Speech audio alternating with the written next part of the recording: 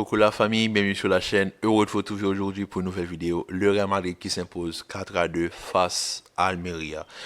Un Real qui encaisse deux buts quand ils sont pas vraiment concentrés, mais quand même un Real qui reste sur une prestation offensive de haute volée. On va déjà décortiquer l'attaque. Vinicius sur le côté gauche, on en parle.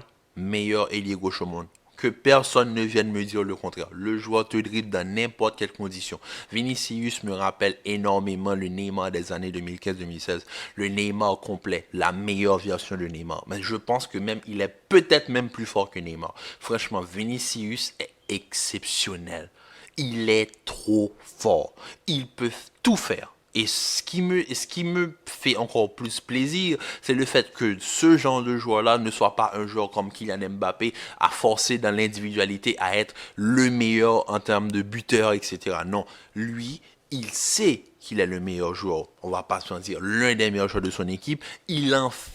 Il fait ce qu'il a à faire et il fait avancer le jeu. Vinicius n'a jamais été un handicap pour le jeu du Real Madrid. Il ne peut connaître que la meilleure version. C'est-à-dire que quand on regarde les produits du Real Madrid, Vinicius est la meilleure version que le Real ait produit sur les dernières années. Et franchement, prestation exceptionnelle.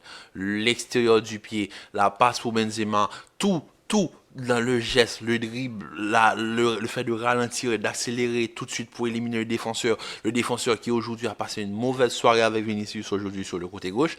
Franchement, Vinicius, on peut tout dire de ce joueur, mais il est exceptionnel. Il est trop fort. Mais que dire de son compère qui joue à droite? Rodrigo. Rodrigo, l'homme du match. Mais Rodrigo Goes. Je suis désolé, le joueur est juste. C'est encore un autre trophée. Je ne vais pas dire qu'il est le meilleur ailier droit du monde. Non. Rodrigo, c'est un autre niveau. Rodrigo a atteint un autre niveau cette année. Et maintenant, il est compliqué d'aligner une équipe du Real Madrid sans avoir Rodrigo en tant que titulaire. Surtout en sachant que son compère Vinicius est à gauche. Quand Rodrigo n'a pas Vinicius sur le terrain, on sent qu'il est un petit peu dans l'excès. Il veut toujours faire un petit peu trop. Tandis que quand il y a Vinicius, les combinaisons sont vraiment...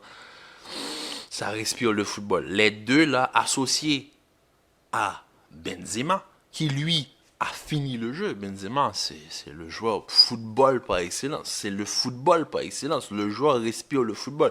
Il peut jouer bloc bas, très haut, attaquant de pointe, faux neuf, numéro 10. Il joue partout. En attaque, il joue partout. Et cette capacité-là, c'est parce que le joueur a analysé le jeu. Il a étudié le football. Parce que la maîtrise que Benzema a dans le positionnement, etc., aujourd'hui, est exceptionnelle. Et en plus, si on associe à ça une très bonne finition, le joueur est devenu exceptionnellement fort. Et c'est normal quand on voit ce genre de prestations-là, on peut se dire, effectivement, ce joueur a remporté un ballon d'or dans sa carrière.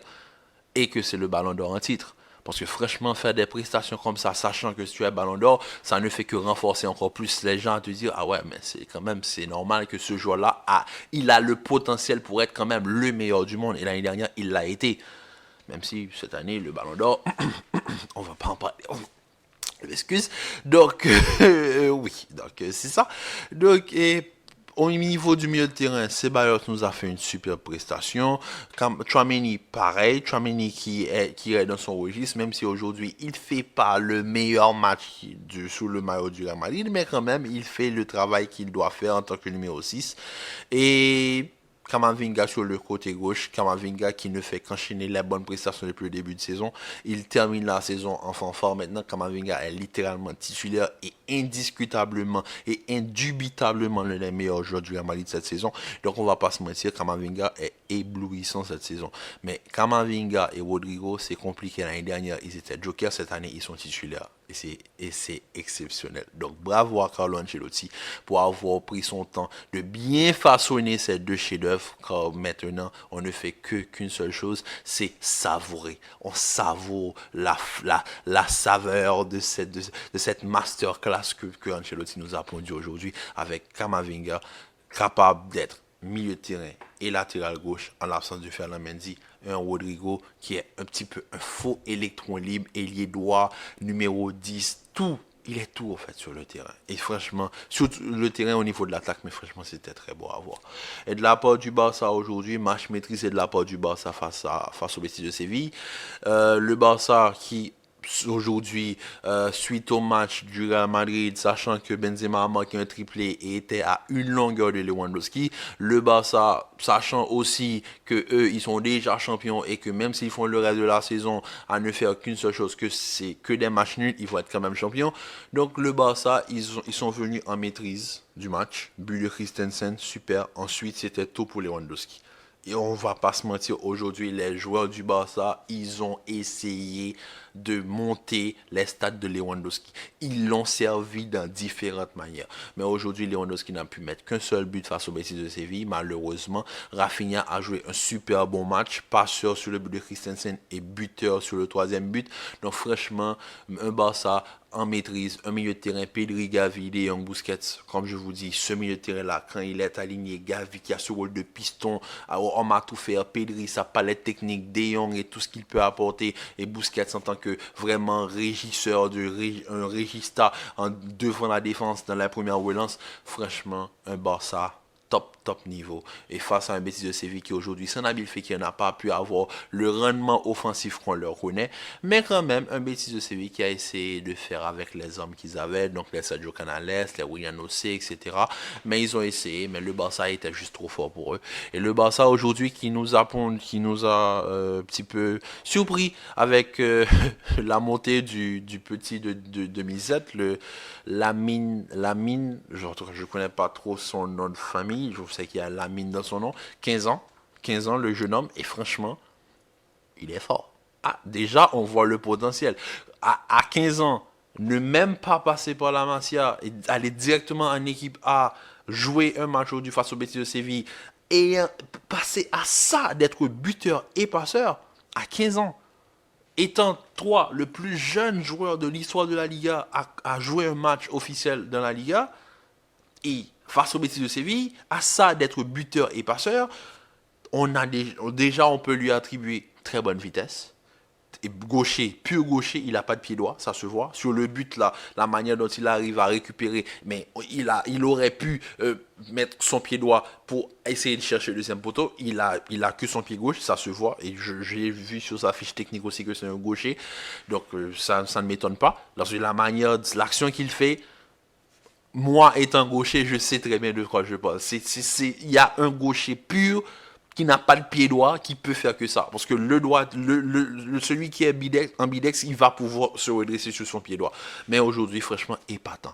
Épatant. La passe qu'il met à Dembélé, franchement, Dembélé, je sais que les gars du Barça, vous voulez aider Lewandowski à remporter le titre de Pichichi. On est d'accord.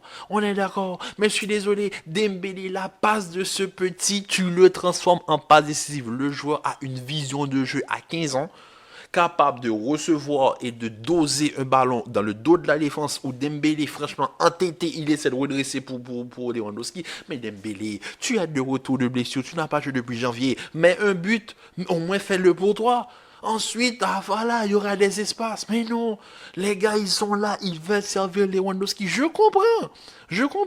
Ils veulent que Lewandowski remporte le titre de Pichichi. Parce que Lewandowski, comme je l'ai dit, cette saison, même si pour une première saison, avec son nouveau club, 19 buts, c'est pas mauvais. On est d'accord, c'est pas mauvais. Je pense qu'il a 28 buts, toutes compétitions confondues avec le Barça. Donc c'est pas mauvais en soi. Parce que voilà, nous sommes habitués avec des joueurs qui ont les 40, 50, 30, 40, 52, 22. Voilà, on est habitué au grand nombre, au moins une trentaine de buts pour une nouvelle saison. Mais les gars, le joueur, il est en train de prendre de l'âge. Un nouveau système, une équipe en plus, un nouveau système dans une équipe en pleine reconstruction, une équipe qui se cherche encore, qui a abandonné une identité de tiki-taka, qui est entré dans ce système avec un système à 4 milieux de terrain. Donc forcément, c'est plus les mêmes circuits de passe. L'équipe se cherche en même temps que Lewandowski arrive. Donc forcément, on va pas avoir un Lewandowski au top niveau qui va nous marquer les 40 buts. Il faut être logique avec Lewandowski. Et c'est normal que sa saison se passe de cette manière-là. Je viens à Saresco, je peux accepter, on peut être d'accord qu'il a sous-performé cette saison, comme Mohamed Salah avec Liverpool, mais à la différence, Liverpool, c'est le même entraîneur, le même système de jeu, c'est juste les joueurs qui sont mauvais. Voilà, tandis que Barcelone, ça a été un abandon du tiki-taka pour entrer dans un nouveau système avec des nouveaux joueurs, et c'est différent. Donc forcément, aujourd'hui, Lewandowski, je peux comprendre. Maintenant, il est à deux buts de Benzema. Voilà, il reste encore 6 journées, donc qui sera le meilleur buteur de la Liga? On verra en fin de saison. Donc sur ce, la famille, les deux matchs nous ont donné, on a vu ce que la Liga a produit de mieux. On espère que ces prestations-là, on les verra encore dans les prochains jours et dans les prochains mois, et pour ne pas dire les prochaines années, parce qu'il y a du talent et de la jeunesse dans les deux équipes. Donc sur ce, la famille, prenez soin de vous, commentez, likez, partagez. Dites-moi ce que vous pensez du nouveau petit jeu du jeune du Barça. Dites-moi ce que vous pensez de Rodrigo et de Vinicius en commentaire. Et on se dit à très vite pour une nouvelle vidéo. Demain, il n'y aura que la première ligue. Donc, sur ce, la famille, prenez soin de vous, commentez, likez, partagez. Restez en santé. On se dit à demain pour une nouvelle vidéo. Peace.